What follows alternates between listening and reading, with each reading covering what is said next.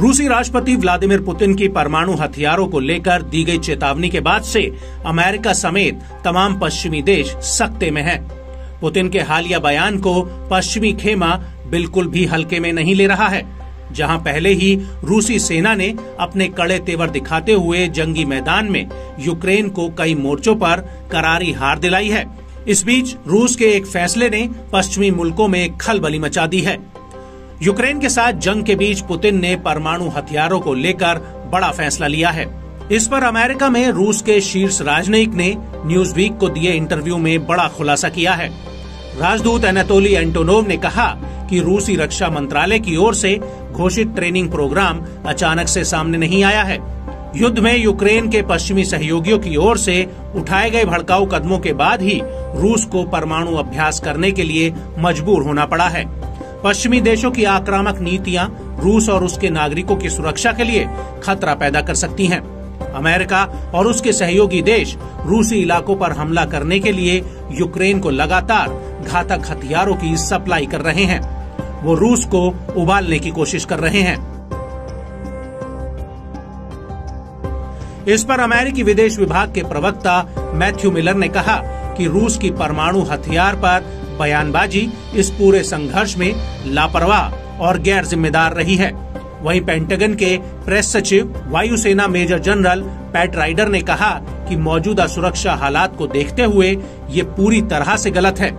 दरअसल रूस ने बीते सोमवार को ऐलान किया था कि वो एक सैन्य अभ्यास करने वाला है। इसमें सामरिक परमाणु हथियारों का इस्तेमाल किया जाएगा। इसमें लड़ाकू अभियानों को अंजाम देने के लिए गैर रणनीतिक परमाणु बलों की तैयारियों की टेस्टिंग होगी। रूसी रक्षा मंत्रालय ने कहा था कि रूस का परमाणु हथियार अभ्यास पश्चिम की धमकियों के जवाब में है। खास बात यह है कि रूस यूक्रेन युद्ध के बाद पहली बार ऐसा सैन्य अभ्यास करने जा रहा है, जिससे नेटो समेत तमाम पश्चिमी देशों की चिंता बढ़ गई है। एंटोनोव ने कहा कि रूस किसी को धमकी नहीं दे रहा है। अमेरिका और उसके सहयोगी यूरोप को ये समझना चाहिए कि रूस अपनी संप्रभुता और क्षेत्रीय अखंडता की रक्षा के लिए अपने सभी साधनों का इस्तेमाल कर सकता है। इसके लिए रूस कुछ सोचेगा नहीं।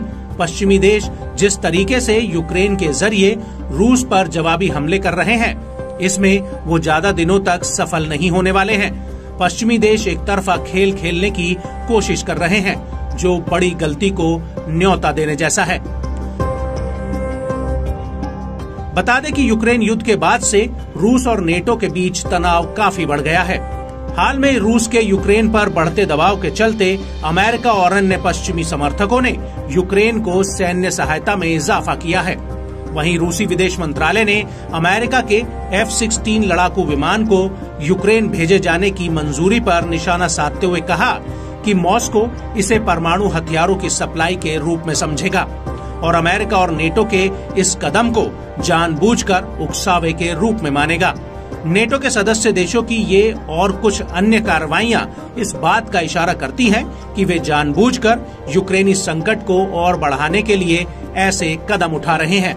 साथ ही ये सब नेटो देशों और रूस के बीच खुले सैन्य संघर्ष की ओर धकेल रहे हैं।